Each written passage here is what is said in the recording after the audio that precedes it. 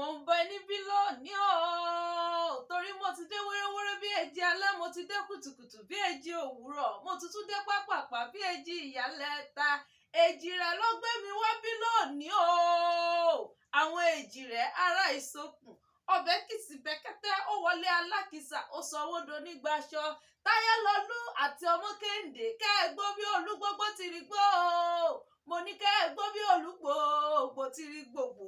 Queen Láfì mò ń kí yín pé kẹ́ ẹ gbọ́ lọ́lọ́ Ọlọ́run ọba mi òkè.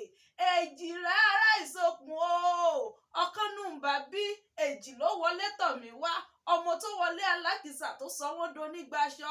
Bú mi kí n bọ́ ọrẹ lẹ́kì mi kí n padà lẹ́yìn rẹ. Ẹ̀yin Èjìrè sáà ni mò ń kí o. Happy birthday to you o.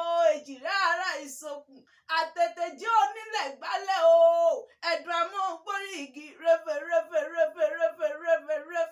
Queen Láfì ló ní pé ká ẹ gbọ́ bí olúgbógbó ti rí gbó o.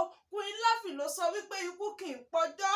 Ó lẹ́ẹ̀ní kú ní rèwerèwe. Mo ní gíga láyé yín lọ́lọ́ Ọlọ́run ọba mi òkè.